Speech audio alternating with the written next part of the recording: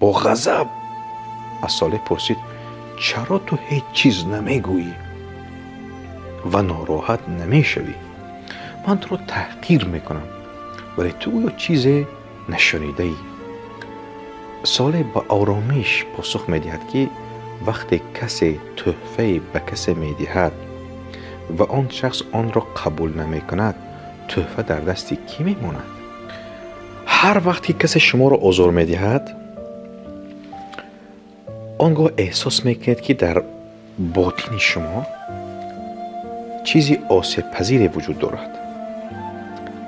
اگر سخنان دیگران به شما تأثیر رساند و شما را رنجاند، این نشانی آن است که در خود شبهه دارد و هنوز کاملا خود را نشناخته اید.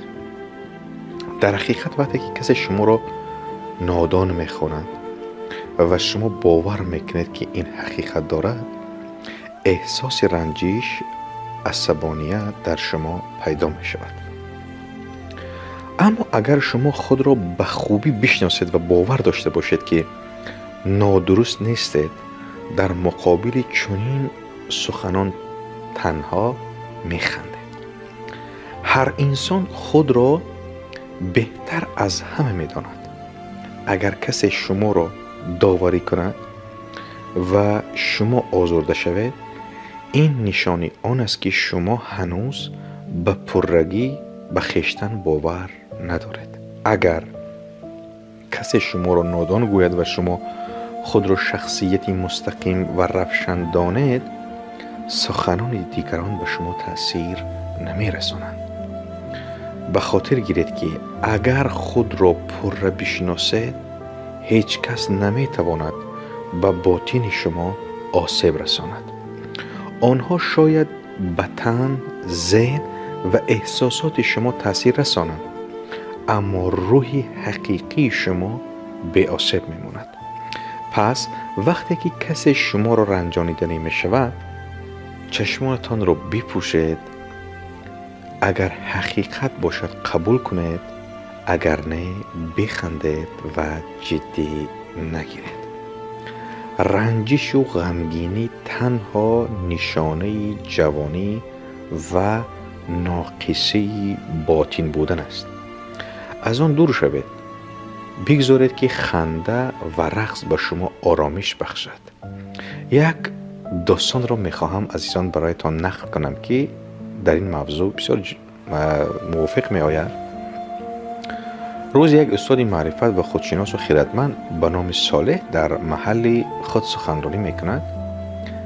در بین شنوندگان یک مرد که از تعلیمات صالح خوشش نمی آید و کوشش میکند که با هر راه او را تحقیر کند.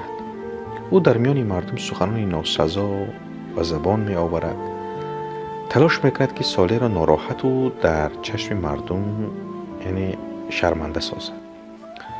صالح با شنیدن حرف آن مرد تبسم میکرد و به آرامی گوش میداد.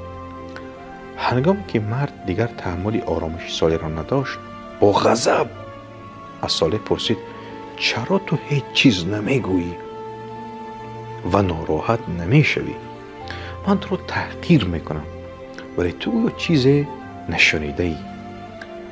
صالح با آرامیش پاسخ میدهد که وقتی کسی تحفه به کسی میدهد و آن شخص آن را قبول نمی کند، تحفه در دستی کی میماند؟ مرد به فکر فرو رفته میگوید البته در دست آن شخصی که آن را میخواهد تحفه کند. صالح تبسم کرده میگوید بله، همین طور است. وقتی تو مرا تحقیر میکنی و من آن را قبول نمی کنم، این تحقیر همانا با خودی تو میماند.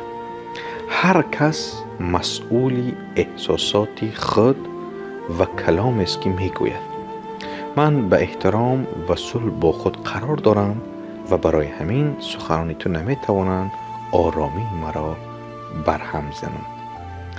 خلاصه عزیزان، این داستان و آن اندیشه‌ای که من در بالا گفتم نشان میدهند که وقتی انسان خود را خوب میشناسد و در آرامش با خود قرار میگیرد، سخنان منفی دیگران نمیتوانند به او تاثیر رسانند. اگر ما سخنان یا عملهای منفی دیگران را قبول نکنیم، آنها به خود همان شخص برمیگردند. خودشناسی و آرامش باطنی به ما امکان میدهند که در رو بروی تحقیر و تنقید با اعتماد و قوت باشیم.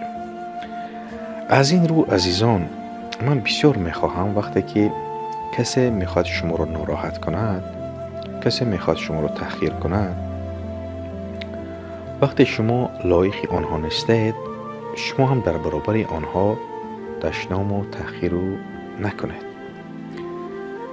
چون وقتی که شما تحفه را قبول نمی کنید، به خود او برمیگردد. عزیزان، با مرکز خرد بمانید تا این گونه بهترین ها را بشنوید.